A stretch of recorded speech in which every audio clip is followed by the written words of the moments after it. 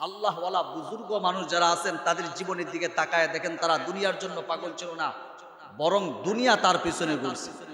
হাফিজু হুজুরের নাম শুনছেননি আপনারা? হাফিজু হুজুর রহমাতুল্লাহ আলাই বাংলাদেশের একজন মুআদ্দাব এবং দক্ষ এবং বিচক্ষণ আলেম ছিলেন, যিনি পাপ কৃষ্ট পথভ্রষ্ট মানুষের রুহানিয়তের প্রজ্জ্বল আলোকধারায় হেদায়েতের রাজপথে যিনি দাঁড় করিয়েছেন। আল্লামা হাফিজু হুজুর রহমাতুল্লাহ আলাই অনেক বড় বুজুর্গ ছিলেন। উনি একদিন বলতেছেন যে আমি যখন দুনিয়াকে লাথি মারছি, দুনিয়া আমার পিছনে দৌড়াইতেছে। কিভাবে?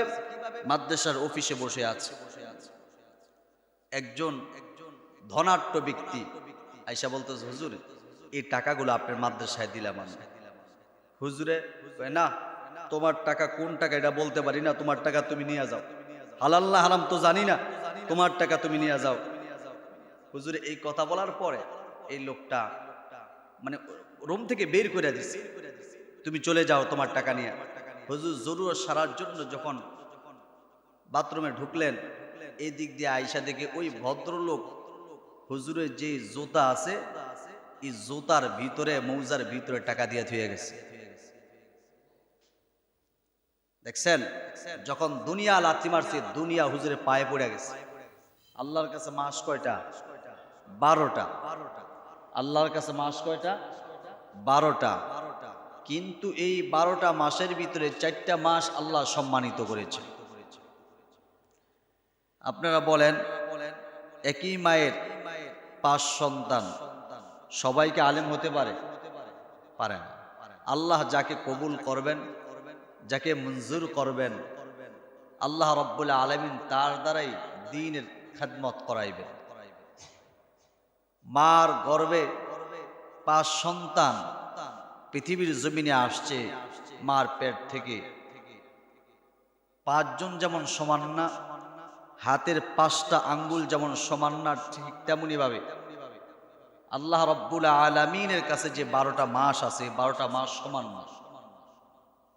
আল্লাহ বলেন, এই 12টা মাসের মধ্য থেকে 4টা মাসকে আমি সম্মানিত করেছি। এই রমজান মাস সামনে আসতেছে। রমজান মাসের সাবজেক্ট ভিন্ন। যে রমজান মাস আল্লাহ রাব্বুল আলামিন আমাদেরকে গুনাহ মাফের মাস হিসেবে দিয়েছে। বান্দা 11টা মাস অন্যায় করবে, অপরাধ করবে, আল্লাহ রাব্বুল আলামিন রমজান মাসে বান্দার গুনাহগুলো মাফ করে দিবেন। রমজান শব্দের অর্থ হচ্ছে জ্বালিয়ে দেওয়া, পুড়িয়ে দেওয়া। অর্থাৎ আপনি যে গুনাহ করেছেন, অন্যায় করেছেন, অপরাধ করেছেন 11 মাস, এই গুনার মাফের একটা মাস তো রাখতে হবে। তে গুনাহ মাফের মাস হিসেবে আল্লাহ রাব্বুল আলামিন রমজানকে রেখে দিয়েছে। এই মাসের সম্মান আল্লাহর কাছে অনেক। এই মাস ছাড়াও আরো 4টা মাস আল্লাহর কাছে সম্মানিত। রজব একটা মাস, জিলকদ, জিলহজ, মুহররম, এই যে রজব মাস, আজকে রজবের সম্ভবত 16 তারিখ হবে। রজবের আজকে সম্ভবত 16 তারিখ হবে। রজবের 16 তারিখে আছে। রজবের 16 তারিখ। আমরা জানি রজব মাস আসলেই একটা ইতিহাসের কথা আমাদের স্মরণ হয়ে যায়।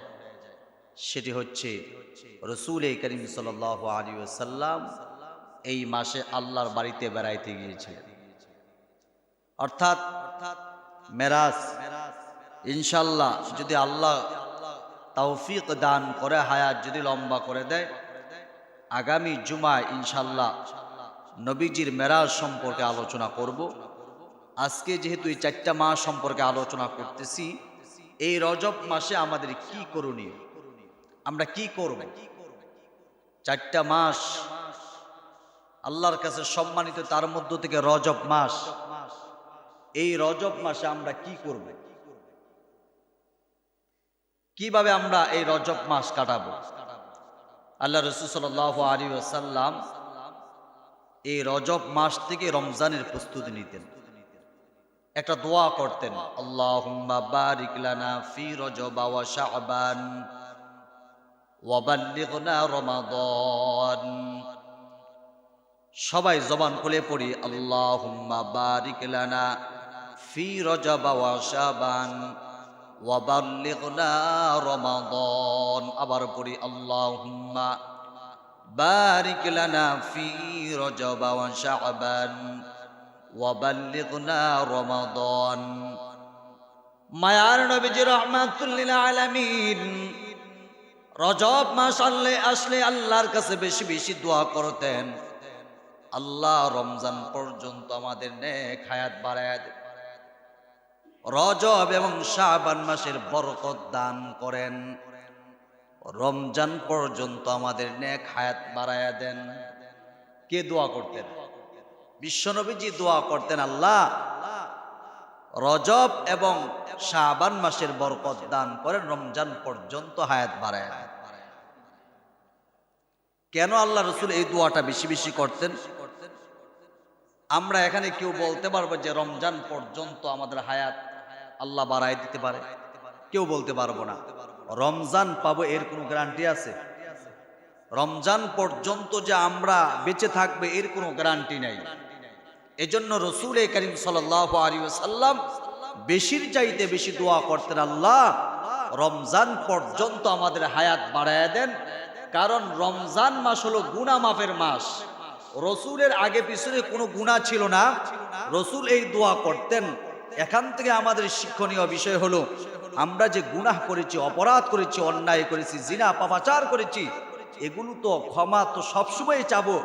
পাশাপাশি বিশেষ একটা মাস আছে, যেই মাসটা আমি আপনি যখন খাঁটি দিলে তওবা করব, তওবা করতে দেরি হবে, আল্লাহ রাব্বুল আলামিন ওই মাসে গুনাহগুলো মাফ করতে দেরি করবে। এই জন্য ওই মাসটাকে আল্লাহ রাব্বুল আলামিন 3 ভাগে ভাগ করেছে, রহমত, বরকত, নাজাত। কেন করেছেন? আল্লাহ রাব্বুল আলামিন এই জন্যই করেছেন, প্রথম 10 দিনে আল্লাহ রাব্বুল আলামিন বান্দাকে রহমত দ্বারা রহমতের চাদরে ঢাইকা রাখবে। শেষ 10 দিন আল্লাহ রাব্বুল আলামিন বান্দাদেরকে জাহান্নাম থেকে মুক্তি দিবেন। তো রমজান মাসটা গুনাহ মাফের মাস। এজন্য রসূল এই রজব এবং শাবান মাস আসলে এই দোয়াটা পড়তেন, আল্লাহুম্মা বারিক লানা ফি রজব ওয়া শাবান ওয়া বাল্লিগনা রমাদান। আল্লাহুম্মা বারিক লানা ফি রজব ওয়া শাবান ওয়া বাল্লিগনা রমাদান। যখনই সময় পাইবেন এই দোয়াটা বেশি বেশি করবেন, কারণ এখানে রহমত, এটা ব্যাপক অর্থ। আল্লাহু আকবার। রসূল যে বরকতের দোয়া চাইতেন, রহমত বরকত, এটা ব্যাপক অর্থ। কেমন?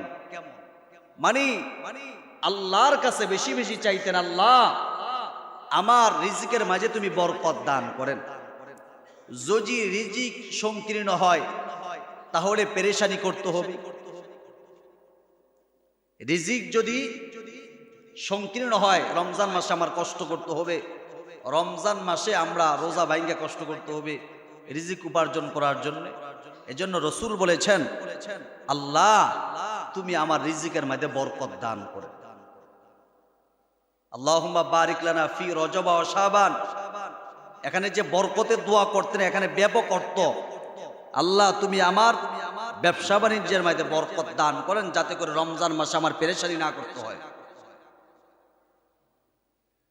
আমার রিজিকের মাঝে বরকত দান করেন, যাতে করে রমজান মাসে আমার পেরেশানি না করতে হয়। যদি ব্যবসা বাণিজ্য খারাপ হয়, রমজান মাসে একটা টেনশন থাকবে, সামনে ঈদ আসতেছে, আমার বিবি বাচ্চাকে কাপড় দিতে হবে, তো এদিক দিয়ে রোজা পালন করবেন, ইবাদত করবেন, নাকি রিজিকের টেনশন করবেন?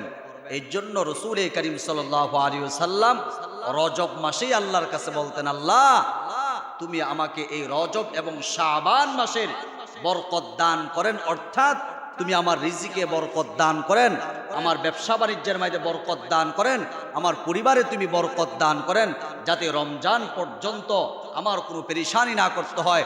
রমজানের রোজাগুলো যেন আমি ইতমিনানের সাথে তোমাকে রাজি এবং খুশি করবার জন্য যেন আমি করতে পারি। রাসূল করিম সাল্লাল্লাহু আলাইহি ওয়াসাল্লাম বরকতে দোয়া করতেন। আজকে আমরা দুনিয়ার মানুষ সব রিজিকের জন্য দৌড়াই। আল্লাহর রাসূল বলেন কাতাবাল্লাহু মাকাদিরুল খলাইকি ক্বাবলা আন ইয়াখলুকাস সামাওয়াতি ওয়াল আরদি বি50 আলফ সানা আও কামা ক্বালা আলাইহিন নাবিয়্যু ওয়াস সালাতু ওয়াস সালাম। মায়ের নবীজি বরকতের নবী ডাক দিয়ে কয়, রিজিকের টেনশন তোমরা কেন করো? ওয়ামা মিন দাব্বাতিন ফিল আরদি ইল্লা আলাল্লাহি রিজকুহা। আল্লাহ রাব্বুল আলামিন পৃথিবীর যত পানি আছে সব রিজিকের ব্যবস্থা করেন।